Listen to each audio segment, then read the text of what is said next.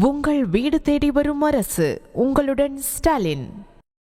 தமிழ்நாடு அரசு பணியாளர் தேர்வு ஆணையம் குரூப் 2 தேர்வு தேதியை அறிவித்துள்ள நிலையில் குரூப் 4 தேர்வில் கடினமான கேள்விகள் கேட்கப்பட்டதால் குரூப் 2 தேர்விலும் அம்மாதிரியான கேள்விகள் கேட்கப்படுமா என கேட்டு நாள்தோறும் வரும் நூற்றுக்கணக்கான தொலைபேசி அழைப்புகளுக்கு பதில் சொல்ல முடியாமல் டிஎன்பிஎஸ்சி அதிகாரிகள் திணறி வருகின்றனர். ஹலோ, டிஎன்பிஎஸ்சிங்களா? சொல்லுங்க மேடம். மேடம், குரூப் 2 தமிழ் இருக்குல்ல மேடம், அதுக்கு சோர்ஸ் எங்க இருந்து மேடம் படிக்கணும்? சிலபஸ்ல என்ன கொடுத்திருக்காங்களோ அது கொஞ்சம் நல்லா மேடம். அது எனக்கு ஓகே மேடம். பட் இந்த குரூப் 4 கொஸ்டின்ல என்ன பண்ணி வச்சிருக்கீங்க அப்படின்னா, கல்வெட்டு, ஓலைச்சுவடி இதுல இருந்தெல்லாம் கேள்வி கேட்டிருக்காங்க மேடம். அது மாதிரி எந்த இதுல இருந்து வரும், எந்த கல்வெட்டுல இருந்து வரும், எந்த ஓலைச்சுவடியில இருந்து வரும் அப்படிங்கிற மாதிரியும் இல்ல, அது இல்ல நாங்க வேற ஏதாவது புக்ல இருந்து கேட்போம். எந்த ஓலைச்சுவடி எந்த கல்வெட்டுன்னு நாங்க சொல்லிட்டோம்னா அப்புறம் பரிச்சை எதுக்கு மேடம் உங்களுக்கு? அப்படி சொல்ல வரல மேடம். சொல்லுங்க மேடம்.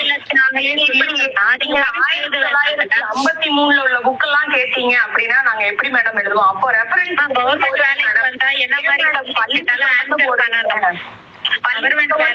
பண்ணணும். நீங்க ரெஃபரன்ஸ் புக் போடுங்க மேடம். ஓலைச்சுவடி இந்த மாதிரி மேடம், எனக்கு இந்த group 2 preliminary exam Tamil syllabus எப்படி படிக்கின்றது கொஞ்சம் கிளாரிஃபை பண்ணீங்களா மேடம்? சிலபஸ் கொஞ்சம் நல்லா டீப்பா படிச்சுக்காங்க சார்.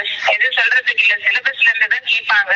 எக்ஸ்ட்ரீம் லெவல்ல கொஞ்சம் நல்லா படிச்சுக்கோங்க. அதான் மேம், அந்த எக்ஸ்ட்ரீம் லெவல்ன்றதுதான் அதுக்கான பவுண்டரி நாங்க எது வச்சு படிக்கணும் மேம். எக்ஸ்ட்ரீம் லெவல் எதுவும் தெரியல மேம். அதுல பவுண்டரி இல்ல சொல்லிட்டோம்னா அப்புறம் நாங்க எதுக்கு எக்ஸாம் எல்லாம் உங்களுக்கு வைக்கிறது? இப்போ இல்லாம நீங்க இது வேலை வாங்கிட்டு போயிடும். இல்ல மேம், நீங்க குவாலிஃபிகேஷன் தாண்டி கொஸ்டின்ஸ் கேக்குறீங்க. அது எங்க இருந்து கேக்குறது தெரிஞ்சதுன்னா நாங்க கொஞ்சம் படிச்சுக்கோம் மேம். இல்ல ஏதோ ஒரு முறை கேட்டா இது பண்ண மாட்டீங்களா? இவ்வளவு நாள் இவ்வளவு டஃபாவோ இல்ல இதுவா வந்ததா? இல்ல மேம், இதே தொடர்ந்து ஒரு முறை இது தொடர்பான கூடுதல் விவரங்களோடு இணைகிறார் நமது செய்தியாளர் ராஜேஷ். வணக்கம். மேலும் விவரம். பிரியங்கா வணக்கம். டிஎன்பிசியை பொறுத்தவரையிலே சமீபத்தில் குரூப் 4 தேர்வு நடைபெற்று முடிந்தது.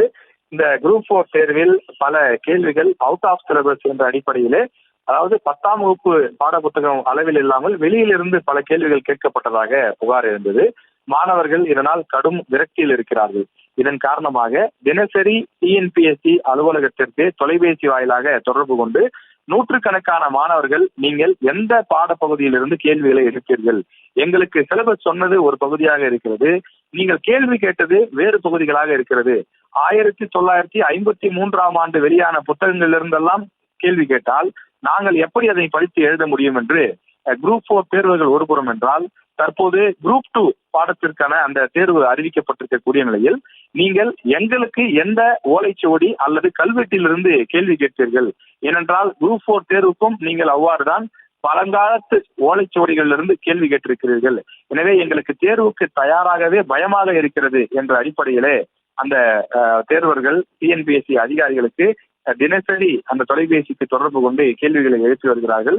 இதனால் திணறி போயிருக்கக்கூடிய டிஎன்பிஎஸ்சி அதிகாரிகள் ஏதோ ஒரு முறை தவறு நடந்து விட்டது, இதற்கு முன்பு இது போன்று கடினமான கேள்விகள் கேட்கப்பட்டிருக்கிறதா? கிடையாது அல்லவா? எனவே நீங்கள் தைரியமாக படிங்கள். நாங்கள் எந்த கொஸ்டின் எந்த சிலபஸ் சொல்லி இருக்கின்றோமோ அந்த சிலபஸ் மட்டும் படியுங்கள். சிலபஸை தாண்டி இனிமேல் வராது, ஒரு முறை தவறு நடந்து விட்டது என்று சொல்லி வருகின்றார்கள்.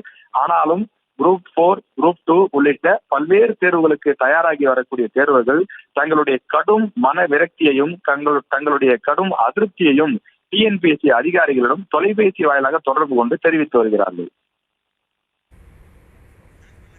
விவரங்களுக்கு நன்றி ராஜேஷ். உங்கள் வீடு தேடி வரும் அரசு. உங்களுடன் ஸ்டாலின்.